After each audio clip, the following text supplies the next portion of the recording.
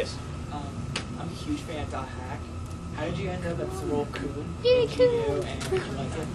I did like it. I don't remember how I got that part. I think it was an audition. I believe it was an audition. Have you guys played Dot Hack? Yes. No. Oh my gosh. Yeah, so... I'm playing the 4th game right now. Is that right? Yeah, I'm actually playing the last one, 4th game right now. I haven't finished it yet. Coon. The thing is I was doing that game, the same studio. I was doing Dot Hack Coon, and then over here I was doing Tails, doing Guy. You know, and those characters are really kind of different, you know, because one's a womanizer and one is afraid of women. So over here I'm like, hey, and over here he's like, so it was. I enjoyed both of them, you know. I didn't do the. There's like an animated series that's done in Canada, so I have nothing to do with that. Yes. How did you get into voice acting? People ask that a lot. Sometimes they ask because they want to become voice actors, but you wouldn't be able to do it my way, I don't think, unless you do this. I did an independent film, and all the audio got screwed up. The sound guys just messed it up somehow, and all of this on the film was, you know, so I had to go back in and redub my voice. And I was playing the lead. And so as I was in there and I was doing this, then the director and the producer kept punching in. They said, "You got a good hero voice." And I was like, "Okay, I'm playing the hero. What the hell?" Thanks a lot. And they said, "Yeah, you got a good like young hero voice." And I was like, "Okay, all right, cool." And so I didn't really know how to take it. I was like, I don't know what that means, you know. And finally afterwards they were like, "You know what? Your voice is like a decent like young hero voice or whatever, and we want maybe you to come and audition for this show that we're doing, or that I'm doing." And so I was like, "Okay, sure, whatever," you know, because this was after Power Rangers actually. And so I was looking for work, and whatever, you know, they threw at me would be fine. And so I went into this audition, and they showed it to me, and it was this anime, you know, and they had somebody else do the voice, and I don't know if that was just a scratch test, or if somebody else was already doing the character, and it's this low, deep voice or whatever. And then they played the Japanese, and it's younger and wild and crazy. And they said, "Can you do something more like the Japanese?" It's like, "Yeah, sure." And so I went in and just did it, and I was like, you know. And they were like, "That sounds good." And they called me and said, "You're Vash and Trigun." It's like, sweet. What does it mean? And then, exactly, it means love and peace. But, so that was the first thing that I did. And so after Trigun, you know, they just kind of kept going. You know, I got a call, "Hey, we heard you in Trigun. Will you be Kaneda and Akira?" And I was like, "Yes." And then, you know, I just kept getting auditions. Like, one director would refer me to over here, you know, and over there. Somebody heard me in something, they brought me over. So just kind of kept going. But at this point, I'm oversaturated. I'm out there too much. And I understand that. And that's why I'm not doing as much anime. Probably not anymore. Yes? Do you ever, watch the show after you've dubbed it and said, "Wow, I sound really strange"?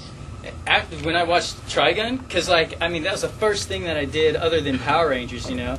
And I didn't even watch Power Rangers that much because of the same reason. But, you know, if you do your voicemail, you know, and you hear it, you're like, "Dude, what? You sound like that?" You know, and then you try to make it sound cooler. Like, "Yo, what up? Leave a message. You know what to do," you know. So you just try to be really cool, right? And so when I heard myself, in Trigun, I was like, "Oh my gosh, is that what I sound like?" And I've always had this issue with, the way I sound, because, when I was younger, me and my friend were out in the front yard, we're throwing this football, and this kid across the street, this little kid, he's 5, he was like a punk, you know? And he was going to grow up, he's actually in prison now. But we always knew that he was going to be a punk, because, not only this, but he did other things. But, 5 years old, man, we're throwing the football, minding our own business, laughing, having a good time. And then get a rock thrown at me. I'm like, "What the heck?" And there's, little kid, and he's like, throwing rocks at me. I'm like, "Dude, chill out, man." I was like, I can't beat up a 5-year-old. We're like, I don't know what to do, man. We're like, "Cut it out, man." And so he runs inside, you know. We didn't do anything. I maybe said, "Cut it out," you know. And we're just, throwing stuff. His sister comes out, storming out, mad. "Don't you talk to my brother? Don't you? He said that you threatened to beat him up." And I was like, "We didn't do anything. What are you talking about?" You know? And so we started talking like this. And she's like, "You know what? You sound like a girl." And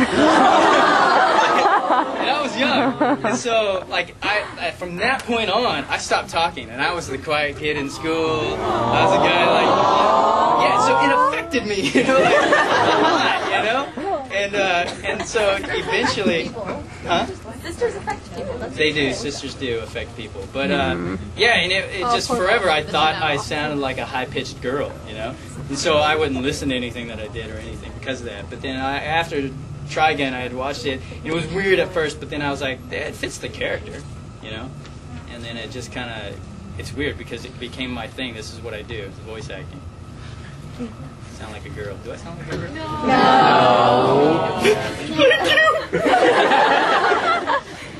Do you prefer doing voice acting for video games or anime? It depends, really, on the story and the character. Nero from Devil May Cry was like probably one of my favorites to do because I had so much freedom. I wasn't locked into the picture, like it wasn't drawn already. You know, I got to create it from the script. I did the motion capture in Japan, so whatever I did, I got to like, you know, it was me.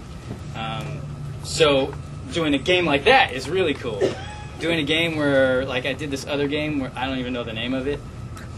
Was like all like I was like they called me up, hey, we want you to play this character or some characters or whatever, come on in. Or I was like, okay, whatever. So I go in and it's like Goblin A, B, C or whatever, you know, it's like all these different goblins and whatever, and I was like, so what? And it's like no words, you know, it's all like you know, I was like, holy crap. And it was like a lot of that kind of stuff throughout the whole thing, and dying and screaming and yelling and whatever noises. And yeah, goblin sounds. And I was, after 2 hours, I was like, I can't work tomorrow. And so, those games I don't like, you know, because it's just too hard to work. And I'm doing this other game, this fighting game, and at first I was booked 4 hours on each session, and then at like hour 3, I was like, I can't talk anymore, guys. And so, I had to go 2 hours only. But yeah, after a while, it's just, if it's all like shouting, it's hard. You know? So, now what about Furion from the city of Final Fantasy? You did Furion? I did not know that. Yes, I did Furion. I recognized him the moment he spoke. Yeah, I actually wanted to play him different from the way they wanted me to play it. So I was like, I'll do it. Well, they showed me the character. He's like this big, kind of buff-looking guy, you know. And I was like, I need to make him a little deeper, I think, you know, or a little something. But then they had a certain vision, and you know, I had to do what they wanted, which I think came out fine. Did it come out all right? Oh, that's perfect. Okay, cool. I thought it was good. Good. So, well, sweet. It was fun to do, but sometimes it was a little harder because then I have to like stop thinking the way I want to think, you know, start thinking the way they like it. Because like you kind of learn a pattern. Like if you're laying down tracks, you'll lay down like you do once, right? Like I'll read it the way I naturally would read it, and then they would adjust it some way. Like give more inflection at the end of it. And if I notice that they're always doing this, give more inflection at the end of it, or raise it up at the end of it. Then I know I'm seeing the pattern. Then I'm like, okay, I'm just gonna raise it up at the end of it, like without having. That's the way I'm gonna do it, you know. And so I'll raise it up at the end of that, and they go, actually, put it back down. I'm like, okay, now I'm confused. Yes. Is there any anime or show that you've seen or just wanted to voice it but weren't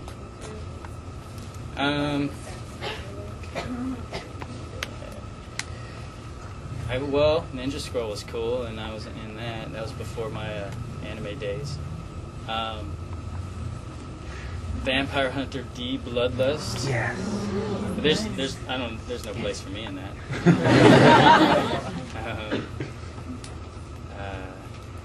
You know, I auditioned for like all the characters in Naruto and didn't get any of those. I ended up getting random. Good Shikamaru. I auditioned for him. I auditioned for every one of them, but I wasn't good enough. And but eventually, other than random dying ninjas, I was Genma, who has a stick in his mouth. and then I've been doing what Sasori. Yes. Can you do Sasori? You were Sasori? Yeah. Can you do Sasori's voice? Not the okay. I'm the real Sasori, so I'm not the really good.